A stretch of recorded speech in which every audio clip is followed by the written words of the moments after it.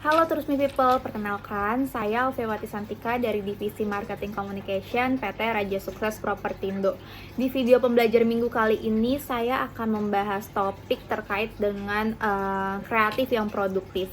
Maksudnya apa? Di video ini saya akan membahas bagaimana sih caranya teman-teman bisa menumbuhkan creative thinking yang akhirnya berimpact ke produktivitas teman-teman saat bekerja. Apa aja sih hal-hal yang bisa dilakukan untuk menumbuhkan hal tersebut? Langsung aja kita bahas di videonya. Oke, mungkin sebelum pembahasan lebih mendalam gitu, saya akan sedikit membahas pengertian dari creative thinking atau berpikir kreatif.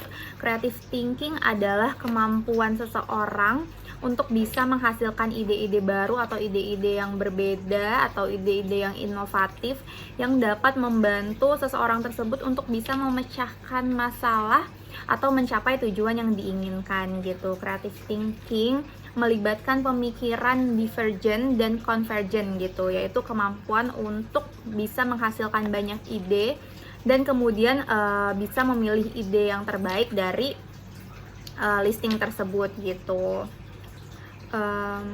Lalu selanjutnya, apa sih pentingnya creative thinking gitu untuk kita? Kenapa kita harus bisa berpikir kreatif gitu? Creative thinking tuh menjadi sangat penting di dalam dunia kerja ataupun dunia sehari-hari gitu ya, karena creative thinking dapat membantu dalam menciptakan produk atau layanan yang inovatif gitu dalam suatu bisnis ataupun dalam suatu pekerjaan gitu, meningkatkan juga efisiensi operasional, juga bisa mengatasi masalah dengan cara yang lebih efektif.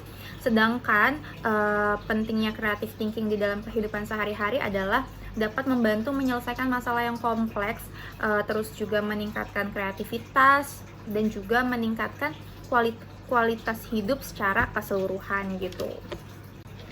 Sebelum itu juga mungkin saya akan sedikit membahas terkait dengan jenis-jenis creative thinking. Yang pertama adalah divergent thinking. Divergent thinking ini bisa memberikan kamu kebebasan untuk memikirkan sebanyak mungkin ide berdasarkan imajinasi kamu gitu. Pada proses berpikir ini kamu akan sering menggunakan fleksibilitas dan ide yang benar-benar berasal dari pemikiran kamu untuk bisa mengeksplorasi sebanyak mungkin solusi dan masalah yang dihadapi. Yang kedua adalah lateral thinking gitu. Pada jenis pemikiran ini, kamu akan cenderung mencari ide yang lain daripada tergantung dengan ide yang sudah ada gitu. Namun, hal ini bukan ditujukan untuk bisa membatasi pola pikirmu, tapi melainkan membiarkannya mengalir dan ide yang ditemukan tetap memiliki hubungan dengan ide awal gitu. Jadi sederhananya, si lateral thinking ini dapat digunakan untuk menghasilkan ide-ide baru dalam pemecahan masalah yang dengan mencari opsi yang sama sekali belum digunakan gitu. Yang ketiga adalah inspirational thinking.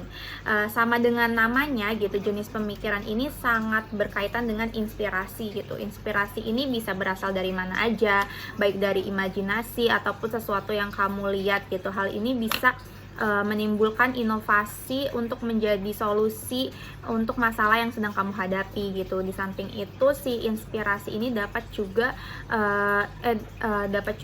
didapatkan dari kita mengembangkan sebuah ide gitu ya, dan benar-benar akhirnya si inspirasi itu bisa menyelesaikan masalah gitu. Untuk mengembangkan si inspirational thinking ini, kamu bisa menganalisis dengan informasi yang ada dan juga bisa meminta tanggapan dari orang sekitarmu gitu. Yang keempat adalah system thinking gitu. System thinking ini umumnya berbentuk pemikiran yang mana melihat keterkaitan antara satu ide dengan ide yang lainnya. Pemikiran ini akan membuat kamu menyadari bahwa hal-hal yang ada di hadapanmu itu saling terkait gitu, saling berkaitan, sehingga bisa membentuk hal yang lebih besar dan juga menjadi solusi yang lebih efektif gitu. Yang kelima adalah aesthetic thinking gitu. Jenis pemikiran aesthetic thinking ini biasanya berfokus pada hal yang bersifat keindahan dan juga nilai yang melekat di dalamnya gitu. Aesthetic thinking ini juga membuat kita dapat menghasilkan atau menemukan hal-hal yang menyenangkan, harmonis dan indah gitu bagi panca indera kita gitu. Jadi hal ini dapat bersifat visual dan spasial gitu, seperti struktur, komposisi, skema warna, bentuk dan lain sebagainya gitu. Sekarang kita memasuki topik cara melatih atau meningkatkan creative thinking gitu. Yang pertama adalah jangan terlalu membatasi rasa ingin tahu kamu gitu. Terkadang tuh ada juga orang yang salah menilai gitu kalau orang kepo tuh salah, padahal selagi kepo itu positif, contohnya dalam menyelesaikan sebuah masalah dia kepo gitu, rasa ingin tahunya tinggi, merupakan sesuatu hal yang sangat penting sebenarnya untuk bisa mengembangkan kreativitas kamu gitu. Ketika kamu mengalami sebuah masalah, cobalah hindari membatasi keingintahuanmu tersebut gitu. Cobalah cari pertanyaan dan jawaban dari hal yang sedang kamu hadapi. Kamu juga bisa menciptakan pertanyaan seperti kayak, apa sih sebenarnya yang sedang terjadi, atau apa yang terjadi jika saya mengganti hal ini, atau jika saya melakukan hal ini apa sih yang akan bisa membuat berhasil gitu.